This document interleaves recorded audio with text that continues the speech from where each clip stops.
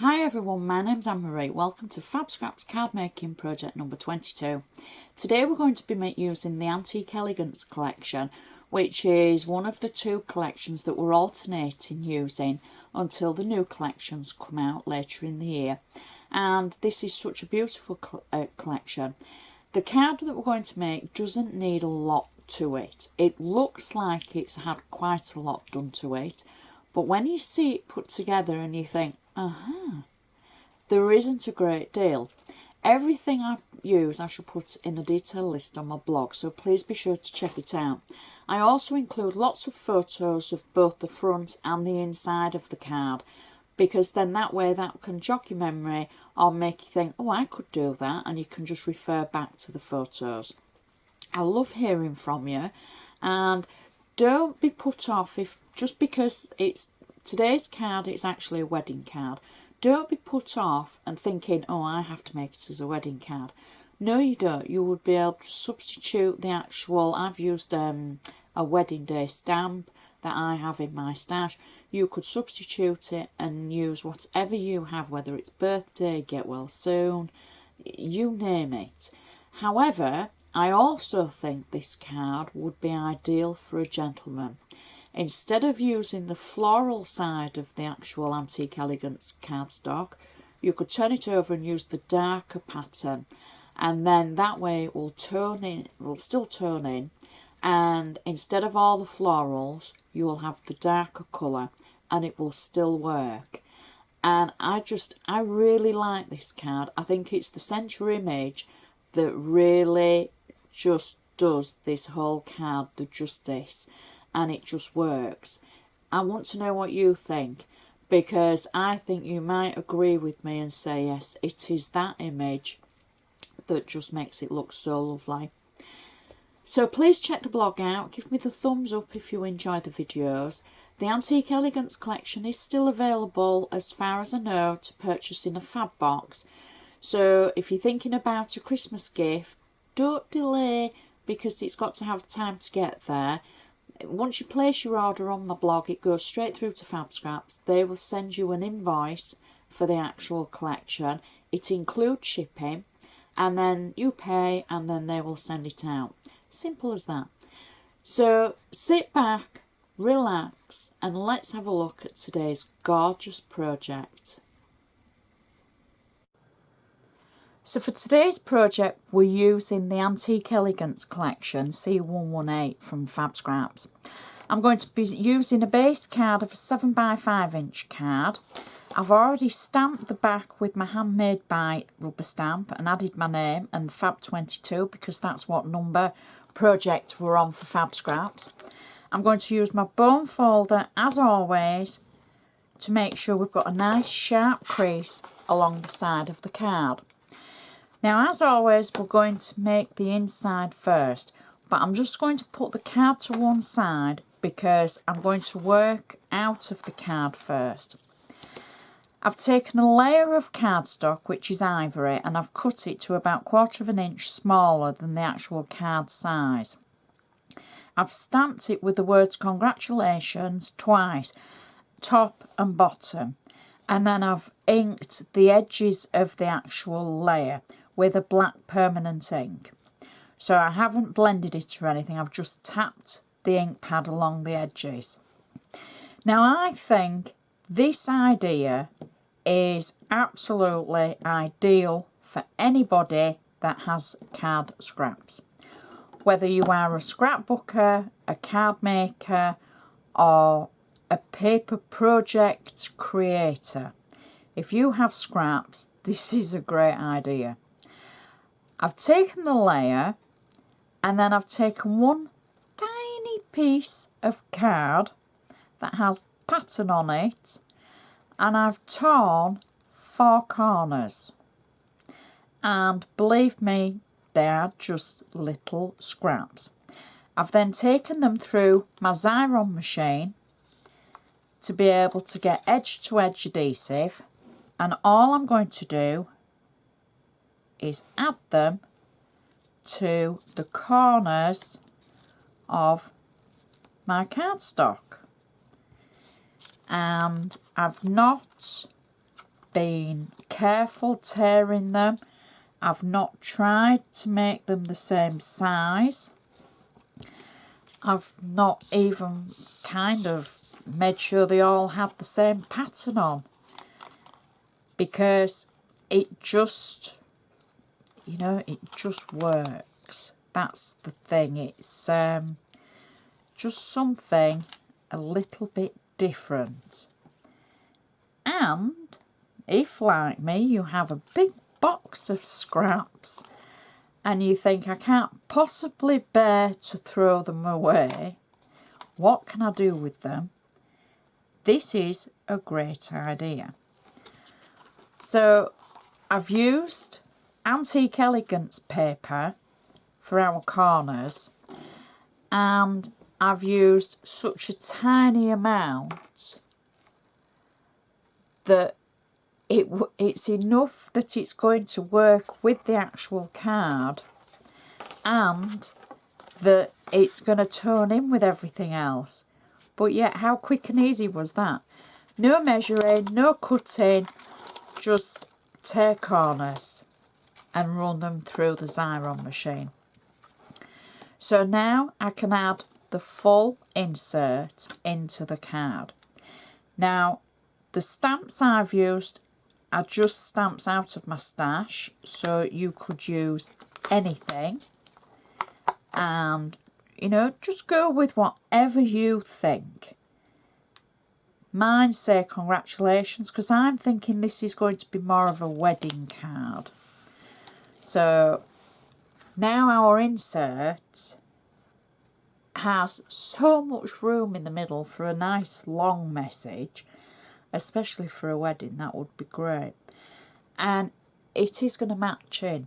It's pretty already without a great deal of effort.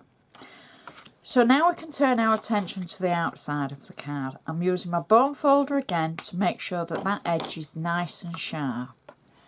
And our first layer is, well, it's all from the Antique Elegance Collection. I've cut it to kind of like a tiny fraction smaller than the 7x5 card, just to give a tiny border around the edge. I've cut it to ensure that the pattern on the cardstock is at the bottom, and it's such a pretty pattern, it really is. This collection is just, well, it's just so gorgeous, it really is. So I've got flat tape on the back of this, so I'm adding this to the card, and you can see where it's giving a tiny border around the edge. Not too much, not too little. And we've got all our flowers at the bottom. Our first layer, in fact, we won't do our first layer, we'll do our corners first. For the two corners at the top of the card, because I don't know about you, but I sometimes like to weigh everything up and make sure that if there's pattern at the bottom, I want some pattern at the top. I don't just leave those plain. So I've used two layers of a corner die. Now this is a corner die that I've had in my stash a long time. It's a Marianne Collectibles die. I don't even think it's in circulation anymore. You could use any corner dies you have. Anna's obviously got lots of great corner dies. They would work. You could use anything you have in your stash. So I've layered it up with some gold cardstock, and this is just a general gold cardstock. And then I've layered it with a second layer of some of the patterned cardstock from the Antique Elegance Collection. I'm going to add this to the corner of our card, and I'm just taking it straight into the corner. It's got flat tape on it, and I've also made a second one for the second corner. So I'm just going to pop those in and pop those down, so that now we've got pattern at the top as well as the bottom. It just, for me, it balances a little bit. I don't know, it's a strange thing. I made it without the corners first, you know, I prepped it all, and I thought, no, it just needs something extra. Our first layer is gold cardstock. This could be any gold cardstock. I've got it on 3D foam, and I'm simply going to add this to the centre of the card, like so, and press it down. Our next layer is a layer from the collection, and I've used an oval scallop die. I've got this on 3D foam, and this is simply going over the top of the gold cardstock layer. Now I've kept the gold cardstock layer a full layer to be able to get evenness across. If you're wanting to be frugal and keep the centre instead of covering everything up, you can do that. Just remember your layers of foam in between. Our next layer is gold cardstock again. 3D foam on the back, and that's going to go central to our previous layer, like so. Press it down. Next, now this I think is what's going to make the card come alive. This is one of the images from the Antique Elegance Collection. I've simply cut it out. There are images to decoupage, I should add. I've actually die cut this with a scalloped oval, and I've then taken a little stamp, and it says on your wedding day. Again, it could be any stamp, anything from your stash. I've got 3D foam on the back, and I'm going to add this through the centre over the top of our gold foil layer behind. Press it down.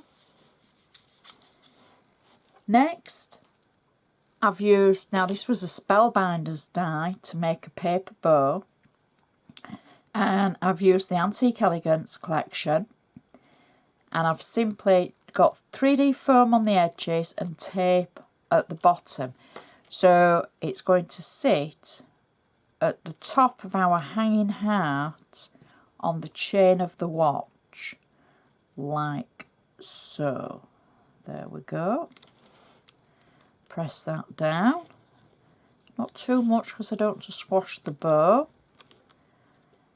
And then lastly, I've got a tiny heart that I've die cut just out of red cardstock. I've got that on 3D foam, and I'm simply just going to add that through the centre of the bow to match the heart that's the hanging heart above the pocket watch.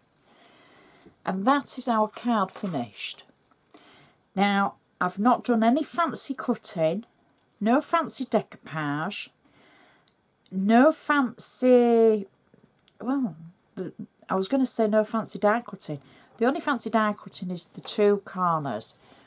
Now, you see how it marries up and weighs together. It just works better than leaving the corners plain. The touch of gold that's coming through for the layers, and the pocket watch that just, it looks so perfect, cut out, die cut. I mean, you could do fancy cutting, you could do fussy cutting for that, but I didn't want to fussy cut it. I just thought it worked so well and it stands out so nicely. Now the inside, again, no fancy work here, just tearing four corners, adding some glue and adding them to a layer that you've just stamped twice on. If you don't want to stamp twice, just stamp once and then add your corners, and it just works. It stands up nicely. Now we've got a few layers on here. You wouldn't have to go full height if you didn't want. You could keep a couple of them flat. I just think that works with the layers. It just looks so good. That would go in a normal envelope, I'm sure. And it just, you know, for anybody's wedding day, how different is that? This collection is I I can't get across how beautiful this collection is. It is so pretty. The colours in it, the purples and the pinks and the turquoises. It really is such a beautiful collection for any occasion. I will take lots of photos of this, so please be sure to check the blog. I hope you've enjoyed watching. I hope it's given you some ideas, and ideas that you don't always have to use fussy cutting, because sometimes if you're pushed for time, or maybe you've got bad eyesight, or maybe you've got bad light, or maybe you just don't want to fussy cut it. Maybe it's too overwhelming for you. Die cut it. It still works and it looks great. I do hope you've enjoyed it, and I would just like to say thank you so much for watching, and I shall see you next time.